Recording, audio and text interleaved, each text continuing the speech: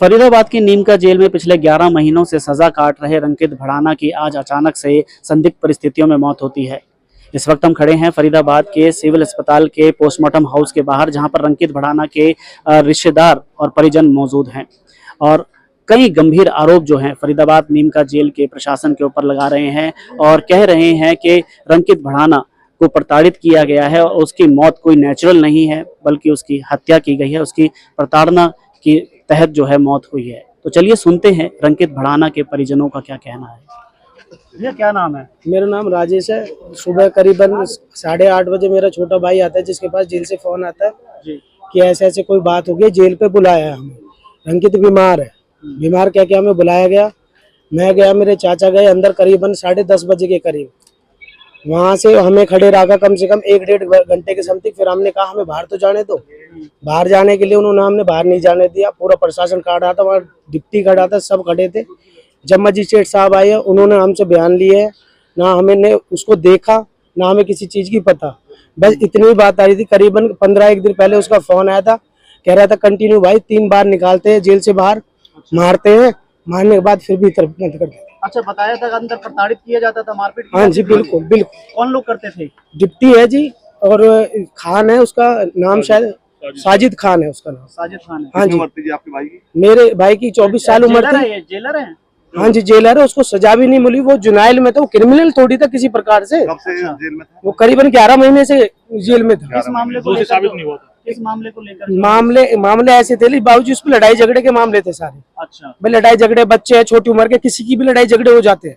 कितनी उम्र का था? 23-24 साल का। क्या नाम था? 2 महीने पहले अपनी सिस्टर की शादी में भी आया है। 2 महीने पहले अपनी सिस्टर की शादी में आया। फरीदाबाद में कहाँ के रहने वाले हैं? फरीदाबाद गाजीपुर से है बाबू। आपकी कभी फोन पे बात हुई? आप फोन पे कंटिन्यू बात होती थी। बस वो यही कहता था कि भाई मेरी बेल करा दो, ये बहुत ज्यादा परेशान कर रहे हैं मुझे मारा जा रहा है। ये चीजें वो कंटिन्यू बोल रहा था हमसे। उसके लिए एप्लीकेशन के लिए बात की, उन्होंने कहा, उसने खुद ने मुझसे कहा कि भाई तुम एप्लीकेशन लगा दोगे, डिप्टी और परेशान करेगा मुझे। तो आपको क्या लगता है जिस तरीके से मौत हुई? मैं तो बस ये चाहता हूँ कि जो भी है इसकी निष्पक्ष जांच हो, बस मैं ये चाहता हूँ। आपने देखा था? मैंने देखा ही नहीं है उसे, हमें भीतर ले गया, हमें दिखाया नहीं, हमें कुछ नहीं। उन्होंने खुद ने लिख दिया जो भी लिखना था, हम खड़े थे, पूरा प्रशासन खड़ा था, जो भी लिखना था उन्होंने खुद ने लिख के रखा है। अब क्या अंदर की वीडियो वगैरह चाहिए? मांग यही है, बस इंसाफ हो, नॉर्मल सी बात है, क्लियर होना चाहिए। हाँ बिल्कुल इंसाफ होना चाहिए बस। क्या नाम है आपका? रॉकी भड़ाना नाम है। क्या लगता था? मेरा छोटा भाई था, मेरा चाचा का लड़का है। तो अब आपको एक रिकॉर्डिंग सुनाते हैं जो कि रंकित भड़ाना के परिजनों के द्वारा हमें सुनाई गई है, आप भी सुनिए।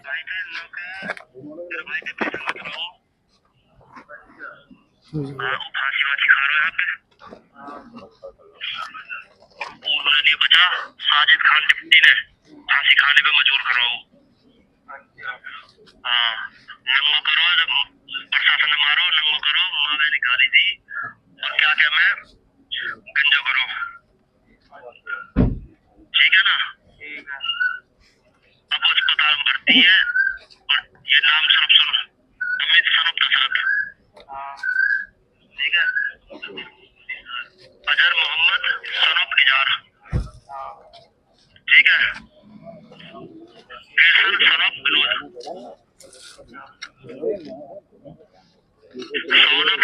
सौरभ सनब दिलीप, महेंद्र सेठ सिंह सनब। अच्छा, इन सबन के गवाह में नाम लिखवाने हैं, ठीक है ना? ये गवाह है उस चीज के।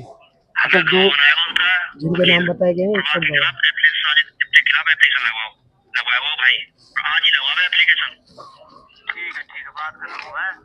हाँ, जो एप्लीकेशन लगवा, ठीक है? छोरा अगर कुछ होगा सारे जिम्मेदार है, सारे डिप्टी, ठीक है ना? ठीक है। मुझे एप्लीकेशन लगवाइए, क्या नहीं मतलब एप्लीकेशन लगवाया जाए सीना। बस ये कब फोन आया था और किसके पास आया था? ये 1 तारीख को फोन आया था। इसने अपने भाई को ही फोन किया, जो लड़का है जेल में, इसने अपने भाई को ही कॉल किया। उस भाई ने हमारे पास ये वीडियो रिकॉर्डिंग भेजी है, जो भी उसकी वॉइस रिकॉर्डिंग वो भेजी है हमारे पास। उसने कहा कि भाई रिकॉर्डिंग भेज रहा हूँ कि भीतर से फोन आ रहा है, ये काम आपके भाई के साथ हो रहा है। हम जब मिलने गए तो उसने हमसे ये कहा कि भाई अगर तुम एप्लीकेशन लगा दोगे ये मुझे और टॉर्चर करेगा। हमने वकील से पूछा, वकील ने हमसे ये बोला कि 15-1 दिन में मैं इसे बाहर निकाल दूंगा, एप्लीकेशन मत लगाओ और सख्ताई कर देगा इसके साथ। ये बात हुई थी। अच्छा, ये बात थी कि वकील ने कहा था वकील ने कहा था कि 15 दिन में बाहर आ जाएगा, और हाँ अब एप्लीकेशन लगाओगे तो ये और सख्ताई करेगा इसके खिलाफ। तो इसलिए आप तो आपको लगता है कि ये जो रिकॉर्डिंग है बहुत बड़ा सबूत हो सकता है कि उसके बिल्कुल साथ सर, 1 प्रताड़ना हो तारीख रही को है? रिकॉर्डिंग आ रही है और मेरे भाई के साथ ये काम अब हो रहा है, जो कि रिकॉर्डिंग में सीधा सीधा क्लियर बोला गया है कि उसके साथ मेंटल टॉर्चर किया जा रहा है, जो कि 1 तारीख को, उससे पहले से मेरे भाई को मेंटल टॉर्चर किया जा रहा था। साजिद डिप्टी डेली उसे 3 बार निकालता था, मारता था, पीटता था। बात को लेकर टॉर्चर किया इस जाता बात था? को क्यों तो पैसे मांगे जाते थे या किसी तरह के जी वहाँ गर्दा उड़ा पड़ा है, मैंने भीतर देखी हुई है जेल सारी।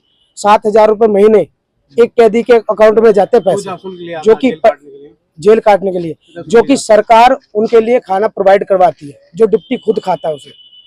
जो पैसे देगा उसको चैन से रहने दिया जाएगा, जो पैसे नहीं दे जा उसके साथ यही काम किया जाएगा। अब क्या जेल के अंदर ये काम मांग करते हैं प्रशासन सरकार? हम यही चाहते हैं भाई, इंसाफ हो, कि सारी इंसाफ रिकॉर्डिंग हो। वगैरह ये सब जो है बिल्कुल बिल्कुल इंसाफ हो, हम बस इतना ही चाहते हैं कि न्याय हो हमारे साथ, और कुछ नहीं। अच्छा, कितने पैसे मांगते हैं वहाँ जेल में?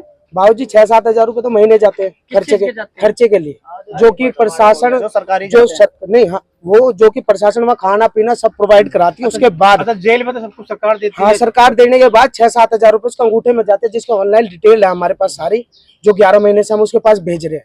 उसके बाद उसके अलावा भी मांगते थे? उसके बाद क्या होता है कि पानी के लिए, किसी भी चीज के लिए, बर्तन धो या कोई भी है, नालियां साफ कर, मतलब बिल्कुल मेंटल टॉर्चर करना है बंदे आपके को। कहने का तात्पर्य है कि जो पैसा देता है उससे हाँ, जो काम नहीं कराया जाता, उससे नहीं कराया जो जाएगा, पैसा नहीं देता, नहीं देगा सारा उसको, काम उसके सामने यही काम कराया किया जाता है जेल जाएगा, में। बस बिल्कुल भी। तो नीम का जेल में जो अभी हादसा हुआ है, क्या नाम था जिनकी मौत हुई है? रंकित उर्फ ऋतिक नाम था।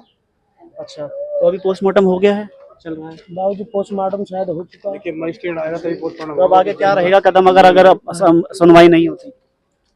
कोर्ट जाएंगे बाबूजी, कोर्ट तक भी जाएंगे? हाँ कोर्ट जाएंगे हम बिल्कुल। तो अब देखना होगा कि रंकित भड़ाना को कब तक न्याय मिलता है और उनके परिजनों का अगला कदम क्या होता है। टुडे एक्सप्रेस न्यूज के लिए फरीदाबाद से अजय वर्मा।